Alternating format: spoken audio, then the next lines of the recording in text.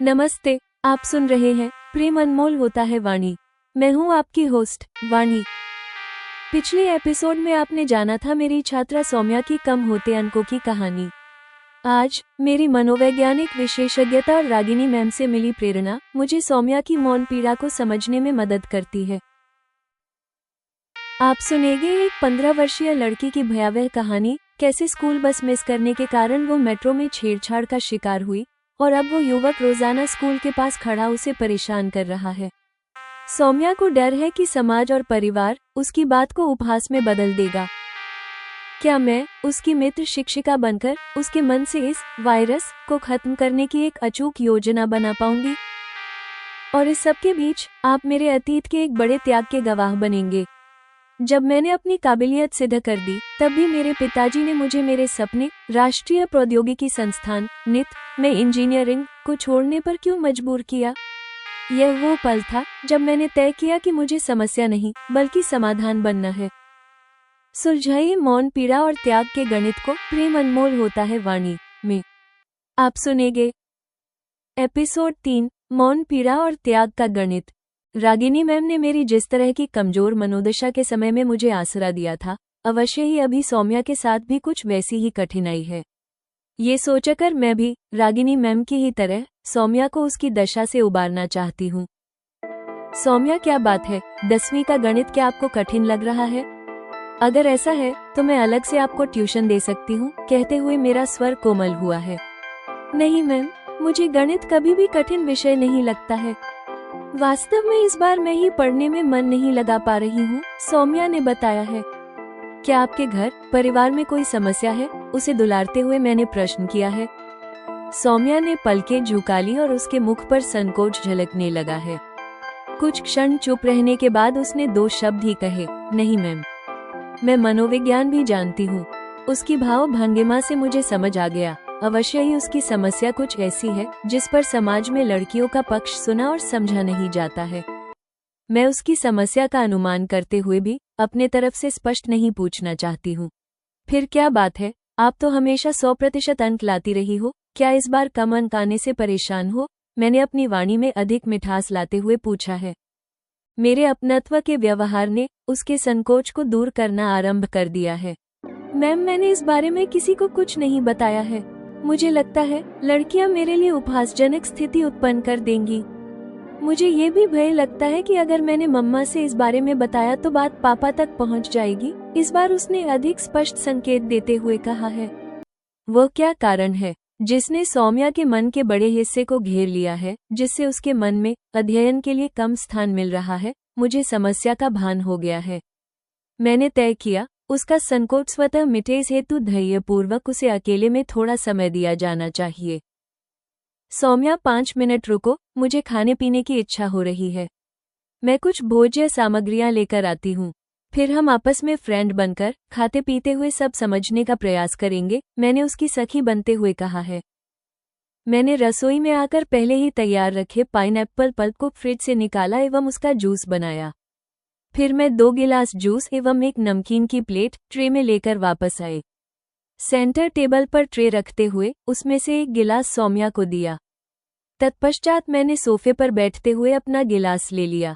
मुझे जूस पीते हुए देखकर 2 घूंट सौम्या ने भी लिए और मेरी ही तरह वह भी प्लेट में से नमकीन लेकर धीरे धीरे चबाने लगी। मेरी समझ में आ गया, अब सौम्या अधिक स्पष्ट बताने को तैयार हुई है। सौम्या, जो बात मन में चुभ रही हो और जिसका उपाय हम स्वयं नहीं कर पा रहे हैं, वो उस फ्रेंड से अवश्य कह देनी चाहिए जो उस बात को किसी में फैलाता नहीं है। मैं आपकी टीचर होने के साथ ही ऐसी फ्रेंड भी हो सकती हूँ जो आपकी बात अपने तक रख सकती हूँ। आप निसंकोच मुझे अपनी समस्या बता सकती हो, मैंने अपनी वाणी में मृदुलता घोलते हुए समझाया है। मेरी आशा अनुरूप सौम्या ने संकोच त्याग दिया। मैम, ये लगभग 1.5 माह पहले की घटना है। एक सुबह मैंने स्कूल बस मिस कर दी थी। तब स्कूल आने के लिए मैं मेट्रो में सवार हुई। उसमें भीड़ बहुत थी। मैं खड़ी हुई थी। इसे एक युवक ने अपने लिए अवसर समझा। उसने मुझे बताना आरंभ किया है। एक पॉज लेने के बाद आगे बताया। वो भीड़ के बहाने पीछे से मुझसे चिपक गया और उसने एक हाथ मेरी छाती पर, कहते हुए सौम्या रुकी। उसने अपनी छाती पर अपना एक हाथ रखकर दिखाया और आगे कहा, इस तरह लाकर मुझे भींच लिया। मुझे कुछ नहीं सूझ पाया तो मैंने उसकी कलाई पर काट लिया था। इससे उसने अपना हाथ हटाया और पीछे को खिसक कर खड़ा हो गया। मैंने पलटकर उसे गुस्से से देखा। वह निर्लज इतने पर भी हंस ही रहा था। उसने झिझकते हुए बात पूरी की। ओह, ये तो बहुत बुरा हुआ। मेट्रो बस में तो आजकल कैमरे लगे होते हैं, क्या फिर भी आज ये सब हो रहा है? मैं करुणा से भर गई। मैम, उस समय मेरे साथ यह होते हुए कुछ लोग और महिलाएं भी देख रही थीं। मुझे प्रतिदिन तो मेट्रो से आना नहीं होता है। जब उन्होंने ही इसे अनदेखा कर दिया तो कैमरे क्या कर लेंगे? ये सोचकर मैं इस घटना को भुला देना चाहती हूँ। एक सामान्य लड़की वाली विवशता उसके स्वर में परिलक्षित हो रही है। वह चुप हो गई। मैं सोचने लगी, सौम्या यदि महिलाओं के साथ छेड़छाड़ के लिए निर्धारित हेल्पलाइन नंबर सुविधा का प्रयोग करती तो शायद उसे यथोचित सहायता मिल सकती थी। फिर मैंने सोचा, पढ़ने में ही पूरा ध्यान लगाने वाली ये 15 वर्ष की लड़की शायद इतना साहस नहीं कर पाए।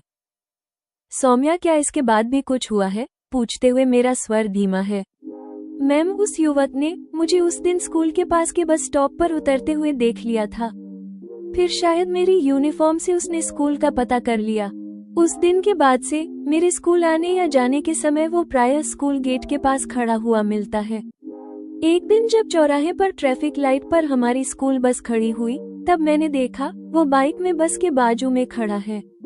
अनायास जब मेरी दृष्टि उससे मिल गई तब वो अपना मोबाइल दिखाकर इशारे से मेरा मोबाइल नंबर पूछने लगा। मैंने मुंह दूसरी तरफ फेर लिया। बस मेरे मन में यही समस्या हर समय समाई रहती है। इसी से मैं अपनी पढ़ाई में पूरा ध्यान नहीं लगा पा रही हूँ। अटक अटक कर उसने पूरी बात कह दी। सौम्या के बताने से मुझे समझ आ गया, उसके मस्तिष्क की अधिकांश क्षमता इस वायरस युवक के भय ने खा रखी है।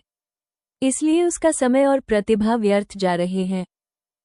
सौम्या के मेरे घर से विदा होने के पूर्व ही इस समस्या के समाधान के लिए हमने एक योजना बना ली। 10 वर्ष पहले मैंने अनंत में खो गई अपनी मां के जीवन से सीखा है कि मुझे सब कठिनाइयों का समाधान बनना है। मैंने 12वीं की परीक्षा न केवल अच्छे अंकों से उत्तीर्ण की बल्कि संयुक्त प्रवेश परीक्षा, मुख्य प्रवेश परीक्षा में भी अच्छी रैंक प्राप्त की।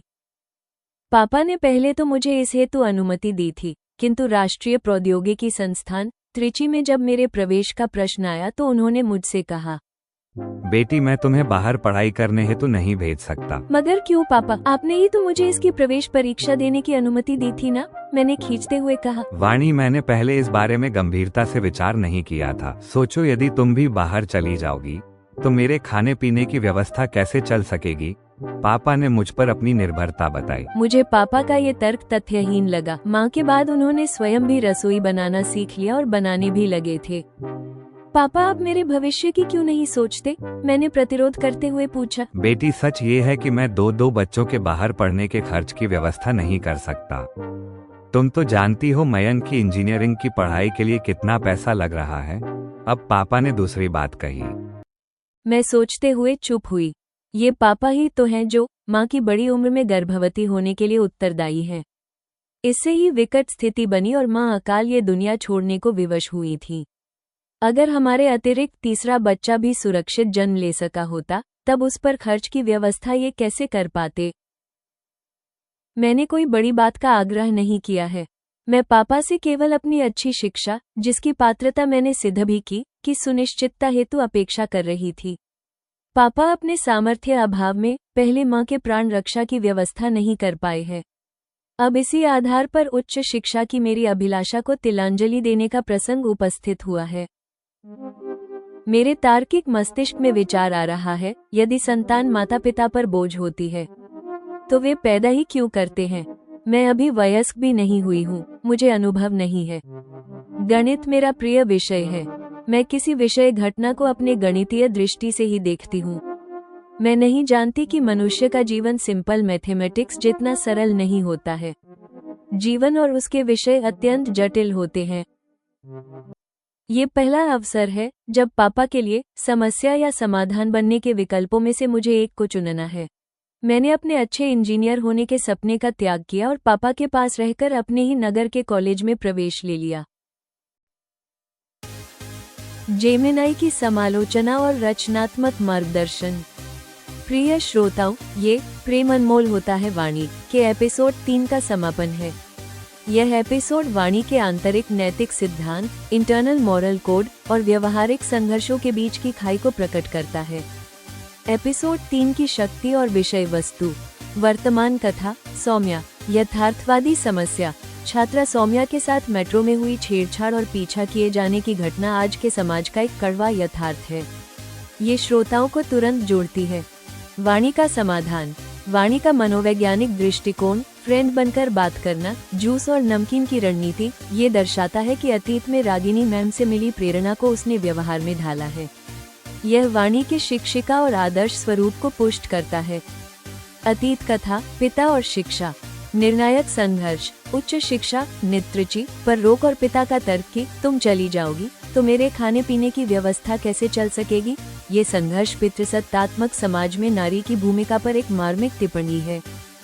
गणितीय बनाम जीवन की जटिलता। वाणी का ये निष्कर्ष कि मनुष्य का जीवन सिंपल मैथमेटिक्स जितना सरल नहीं होता है। जीवन और उसके विषय अत्यंत जटिल होते हैं। यह उसके चरित्र में एक दार्शनिक परिपक्वता को दर्शाता है। स्वत्याग। इंजीनियर बनने के सपने का त्याग करके पिता के पास रहने का निर्णय वाणी के समाधान बनने के नैतिक सिद्धांत की पहली बड़ी परीक्षा थी, जिसमें वो उत्तीर्ण होती है मगर इसकी बड़ी कीमत चुकाती है। यह एपिसोड सिद्ध करता है कि वाणी का वर्तमान का समर्पण उसके अतीत के बड़े त्याग से जन्मा है। ऑडियो प्रस्तुति के लिए मार्गदर्शन। वाणी का स्वर। सौम्या से बात करते हुए स्वर अत्यंत मृदुल, कोमल और सहजता से भरा होना चाहिए, जैसा कि आपने पाठ में उल्लेख किया है। पिता से बहस करते हुए अतीत स्वर में खींच, प्रतिरोध और तर्क की दृढ़ता का भाव स्पष्ट दिखना चाहिए। भावनात्मक एसएसएमएल के क्षण। सौम्या का आघात। छेड़छाड़ की घटना बताते समय सौम्या का स्वर झिझक, घबराहट और दर्द के साथ आनी चाहिए। उसने मेरी छाती पर भींच लिया था। इस वाक्य पर धीमा रेट और रुकावट, शॉर्ट ब्रेक्स होनी चाहिए। पिता का तर्क।